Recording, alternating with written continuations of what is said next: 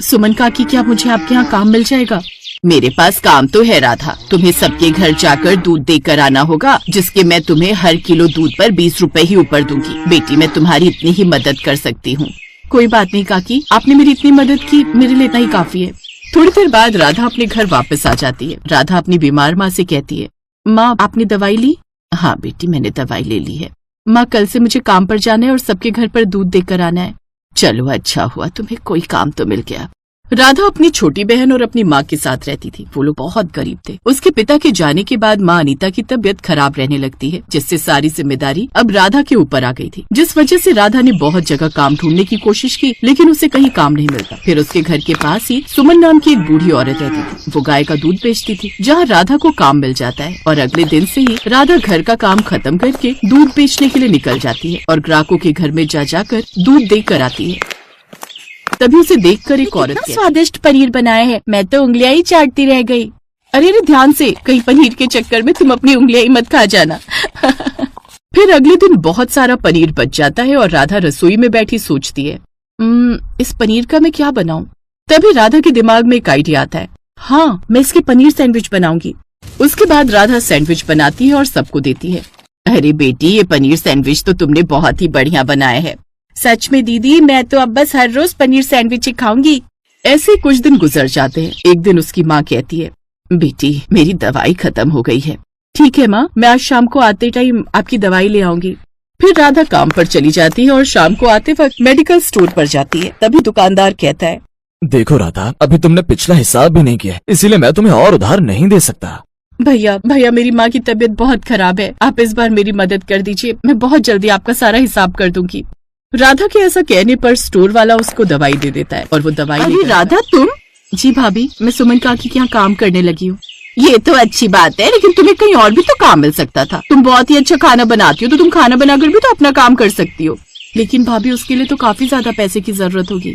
नहीं, ज्यादा तो नहीं, पर थोड़े बहुत पैसे की जरूरत तो होती है। ठीक है भाभी, मैं सोचती हूँ इसके बारे में।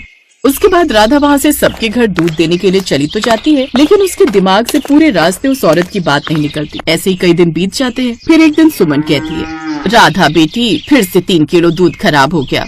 काकी, इस बार इतनी गर्मी है कि जब तक मैं दूसरे के घर दूध देने जाती हूँ तब तक दूसरा दूध खराब हो जाता है। लेकिन कोई बात नहीं काकी, मैं इस खराब दूध को घर ले जाती हूँ और आप इसके पैसे मेरी तनख्वाह में से काट लेना। लेकिन बेटी, ऐसे तो तुम्हारा बहुत नुकसान हो जाएगा। नहीं काकी, मैं इस दूध से घर पर पनीर बनाऊंगी। ठीक है बेटी, लेकिन मैं तुम्हारे पैसे नहीं काटूंगी। शुक्रिया काकी। इसके बाद राधा घर पर आती है और उस फटे हुए दूध का पनीर बनाती है। तभी उसकी छोटी बहन रिया कहती है, अरे वाह दीदी। वो जाकर अपनी माँ को दवाई दे देती है। दीदी बहुत तेज भूख लग रही है, पनीर के सैंडविच बना दो ना। राधा अपनी बहन के लिए सैंडविच बनाती है। इस तरह जब भी दूध खराब हो जाता था, राधा उसको घर लाकर पनीर बना लेती थी, जिसे राधा पनीर की अलग अलग डिश बनाना सीखती थी। फिर कुछ दिन के बाद राधा के दिमाग में एक आइडिया आता है और अपनी माँ से उसके बारे में बात कर रही थी। हाँ बेटी, ये तो बहुत अच्छा आइडिया है, मुझे भी लगता है तुम्हारा ये काम बहुत अच्छा चलेगा। हाँ माँ, मुझे एक बार एक औरत ने बताया था कि मैं कुछ खाना बनाकर बेच सकती हूँ, और वैसे भी इतना सारा पनीर भी बच जाता है। मैं इसी से अपना छोटा सा काम शुरू कर सकती हूँ। फिर अगले दिन राधा ये बात सुमन काकी को बताती है। राधा बेटी, ये तो बहुत अच्छी बात है, अब बस तुम खूब अपना मन लगाकर काम करना। फिर राधा सुमन से ज्यादा दूध लेकर चली जाती है और उसका पनीर बनाती है। माँ, मैंने पनीर सैंडविच की सारी सामग्री तो इकट्ठी कर ली, लेकिन मैं ठेला कहाँ से लगाऊंगी, क्योंकि हमारे पास तो ठेला खरीदने के पैसे ही नहीं है। तभी अनीता उसको एक सुझाव देती है, बेटी तुम एक काम करो, घर से सारा सामान बनाकर एक टोकरे में रखकर। इस तरह राधा का काम काफी अच्छा चलने लगा। फिर एक रोज राधा मेडिकल स्टोर वाले के पास जाती है। भैया, आज मैं आपका सारा हिसाब चुकाने आई हूँ, आप मुझे बता दीजिए आपके कितने पैसे हैं। स्टोर वाला राधा को हिसाब जोड़कर बता देता है और वो उसके पैसे दे देती है। तभी स्टोर वाला कहता है, ये चमत्कार कैसे हुआ राधा बेटी? राधा सारी बात उसको बताकर अपनी माँ की दवाई लेकर घर वापस आ जाती है। तभी उससे अनीता कहती है, बेटी कमाल हो गया, भगवान का लाख लाख शुक्र है, अब सब कुछ हमारी जिंदगी में अच्छा चल रहा है।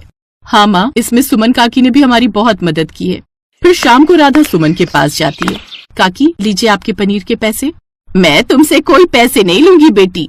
लेकिन क्यों काकी, आपने हमेशा मेरी इतनी मदद की है, कभी मेरी पगार से पैसे नहीं काटे, हमेशा मुझे ज्यादा दूध दिया, जिसकी वजह से आज मेरा काम बहुत अच्छा चल रहा है।